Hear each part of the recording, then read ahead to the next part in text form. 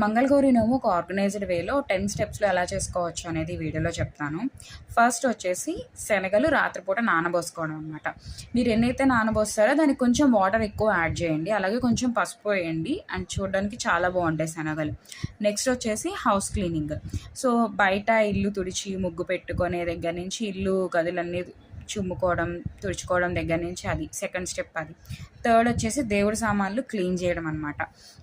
అంటే హారతి పళ్ళం దగ్గర నుంచి దేవుడి దగ్గర మొత్తం క్లీన్ చేసి ముగ్గులు వేసుకోవడం, అదంతా థర్డ్ స్టెప్. నెక్స్ట్ వచ్చేసి శనగలు ఆరబెట్టడం. సో నేను రాత్రి నానబెట్టిన శనగలు తడి లేకుండా మనం పొడిగా ఉంచుకోవాలి కదా.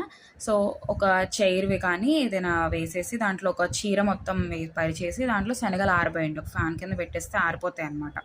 సో అది వచ్చేసి ఫోర్త్ స్టెప్. ఫిఫ్త్ స్టెప్ వచ్చేసి నైవేద్యం. సో నైవేద్యానికి మీరు ఏవైతే ప్రిపేర్ చేయాలని అనుకుంటున్నారో అవి ముందు రోజే ఏమేమి ప్లాన్ చేసుకోండి. ఇప్పుడు ఒక స్వీట్ హాట్ అనుకోండి, ఒక 2 చేయాలనుకుంటున్నారు లేదా మహానివేదన. సో దానికి ప్లాన్ చేసుకోండి నైవేద్యం ఏదైతే అనుకుంటున్నారో. నెక్స్ట్ జ్యోతులు ప్రిపేర్ చేసుకోవడం. కొంతమందికి 5 ఉంటాయి, కొంతమందికి 21 అలా పెరుగుతూ ఉంటాయి కాబట్టి ప్యారలల్గా అది కూడా చేసేసుకోండి. నెక్స్ట్ తోరాలు వచ్చేసి కూడా అంతే, కొంతమందికి 5 ఉంటాయి, కొంతమంది పెరుగుతూ ఉంటాయి.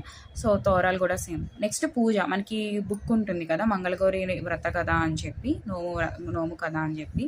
సో ఆ స్టెప్స్ ఫాలో అవుతూ అందులో ఉన్న మంత్రాలు కానీ ఏదైనా చూస్తూ పూజ చేసేసుకోండి. నెక్స్ట్ వచ్చేసి తాంబూలాలు ఏంటంటే కవర్లో మనం ఇవి చేస్తాం కదా, 3 తమలపాకులు, 2 ఒక్కలు, 2 అరటిపళ్ళు, పువ్వులు, శనగలు ఇవన్నీ వేసి చేస్తాం కదా, ఆ కవర్స్ ప్రిపేర్ చేసుకోవడం అనమాట. నెక్స్ట్ వచ్చేసి వాయనానికి ఏంటంటే కొంతమంది వాళ్ళ ఇంటికే వెళ్తారు ముత్తైదువుల ఇంటికి, లేదు అనుకుంటే మన ఇంటికే పిలుచుకుంటాం కదా. సో ఏదైతే అది ఆ నెక్స్ట్ 10th స్టెప్ అనమాట. సో ఇవి ఒక 10 బేసిక్ స్టెప్స్ ఒక ఆర్గనైజర్గా చేసుకోవచ్చు అనుకోవడానికి. Thank you.